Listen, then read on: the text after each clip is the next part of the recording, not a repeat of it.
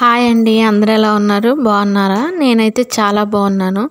Welcome back to my channel. ఈరోజు video వచ్చేసి మనకు నాన్ వెజ్ రెసిపీస్లో కానీ, దమ్ రెసిపీస్లో కానీ, లేదా బిర్యానీలో కానీ ఎక్కువ టేస్ట్నిచ్చే ఫ్రైడ్ ఆనియన్స్ని ఎలా చేయాలో చిన్న చిన్న టిప్స్తో చూసేద్దాం రండి. ఒక మీడియం సైజ్ కానీ పెద్ద సైజ్ కానీ ఆనియన్స్ని ఒక 4 తీసుకొని వాటిని మనం క్యారెట్ తురుముకునే గ్రేటర్ ఉంటుంది కదా, దాని మీద తురుముకోవాలన్నమాట ఆనియన్స్ని.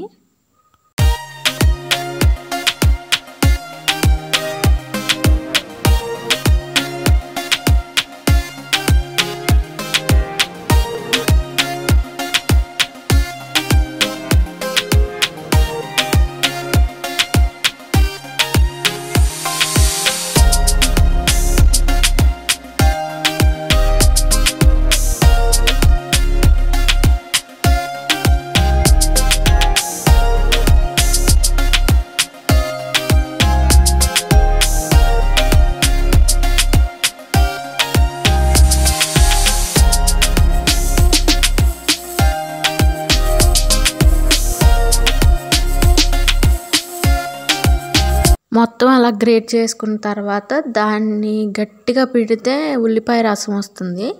దాన్ని పక్కగా తీసుకోండి. మీరు అలా డైరెక్ట్గానే ఫ్రై చేసుకోవచ్చు, కానీ ఆయిల్ సేవ్ అవుతుంది. ఇలా చేస్తే వీడియోలో చూపించినట్టు గట్టిగా స్క్వీజ్ చేస్తే ఉల్లిపాయ రసం మొత్తం బయటకు వస్తుంది. అప్పుడు ఆయిల్ సేవ్ అవుతుంది అన్నమాట. చాలామంది ఏం చేస్తారంటే మనం కర్రీస్లోకి కట్ చేసినట్టు స్లైసెస్ పొడుగ్గా కట్ చేస్తారు. అలా కట్ చేస్తే ఏమైందంటే పొడిపొడలాడుతా రాదనమాట, మెత్తగా ఉంటాయి. ఇలా చేశారంటే మీకు పొడిపొడలాడుతా గుల్లగా వస్తాయి.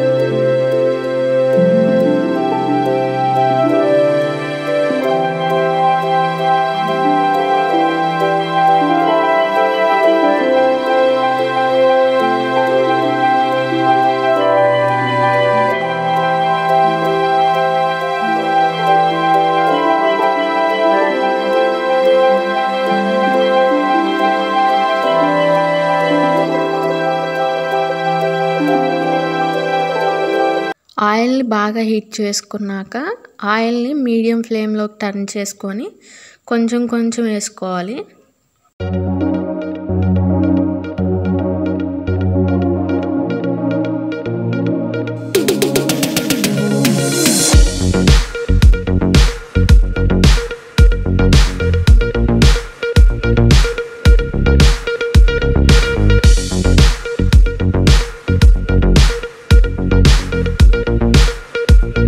మనకిలా లైట్ బ్రౌన్ అంటే బ్రౌన్ నుంచి ఆరెంజ్ కలర్లో మారుతూ ఉండగా తీసేసుకోవాలన్నమాట. లేకపోతే ఎక్కువ కలర్ వచ్చేదాకా ఉంచామనుకోండి, మనం తీసిన తర్వాత కూడా ఆ ఆనియన్స్కి ఆయిల్ అలాగే ఉంటుంది కాబట్టి ఇంకా వేగుతాయి అన్నమాట తీసాక కూడా.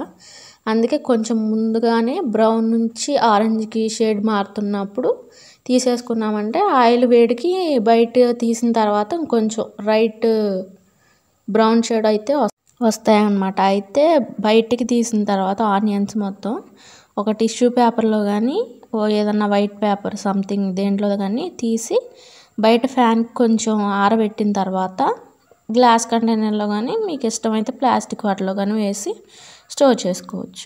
మీకు ఈ వీడియో నచ్చినట్టయితే మీ ఫ్యామిలీ అండ్ ఫ్రెండ్స్కి షేర్ చేసి నా ఛానల్ని సబ్స్క్రైబ్ చేసుకోండి. బాయ్.